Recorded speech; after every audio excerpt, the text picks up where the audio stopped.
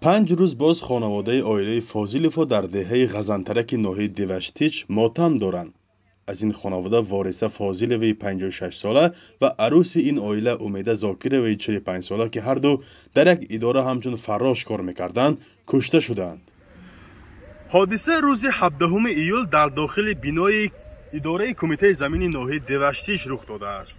همکاران زنان کشته شده و نفران در این حادثه گمانبر آماده نشدند در این باره تفصیلات بدهند، ولی گفتند از آن روز مقامات انتظامی در اتاق چند از آنها را بستند و پی تحقیق حادثه هستند.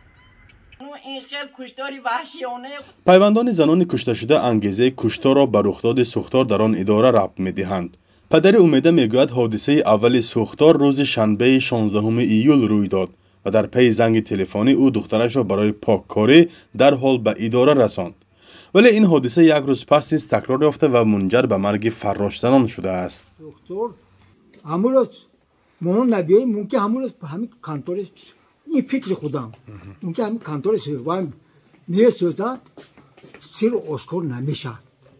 سیر مقصد این فکر خودم من burada رفتم بعد اینو همون کار بود نشده که خیالم با پاکتون رفته کارگرو معلوم نبود سیری شبانگی پزار معلوم نشود توزه کنی رفتگی مقصد علمی توزه کنی رفتگی و یا اوزه یه پلان کشیدگی همه آدمو دویم روز رواد با مشاهد دوست ما اول با مشاهد دوست با مشاهد دوست مجبور همین کار بود رفتگی دیا و مقصدی باید دیگه بودگی ما مشاهد همین کار کردگی سورش من دکتر ده امیده من دیدم که این سون نرده میرگی کلام به کردگی کرد زدگی پیش چشم کرد زدگی دل بزدگی جگر بزدگی پیش بزدگی دستو هم تام کرد کتی بریدگی بود انی امیده جان اساسا من خیال میکنم که اینجا خون بود برفتگی همون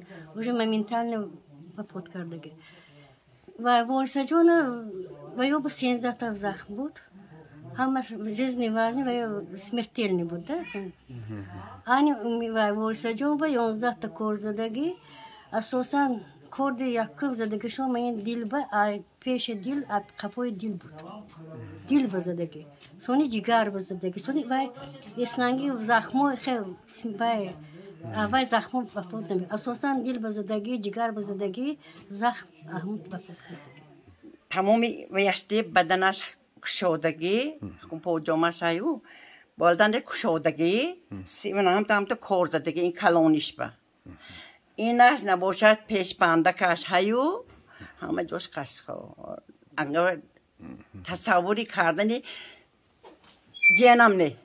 مقامات تفتیشاتی با گذشت تقریبا یک هفته از این حادثه هنوز هم درباره آن یگان اطلاع رسمی نشر نکردند. ولی به قول منبع‌های رادیو آزادی در پی این حادثه اول پاسبان اداره رجبای عالیموف و سپس متخصص کمیته زمینی ناحیه دوشتیچ صحاب‌الدین منورزاده بازداشت شدند.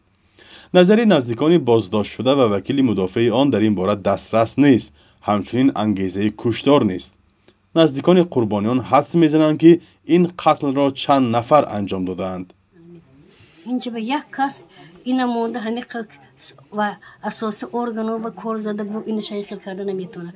من خیال میکنم اینجا دو کس بود. جای همکاراشون که مناسبتش نهایت بهترین بود. همشون آمدشن پرسیدن هم یگون کس که قبض دوم جنگ کردم من باوریم نیست است که همه خیلی این زنی که جنگر باشه جنگامون نیست است مهمه. از وارث فاضلوف یک پسر و از امیده زاکروف 3 دختر مانده است. پیوندان کشته شدگان میگویند که 2 زن به سختی روز میگذرانیدند و طلب دارند که قاتلان باید جزای سزاوار بینند. فرزان محمدی، رادیو آزادی، ناحیه دوشتیچ.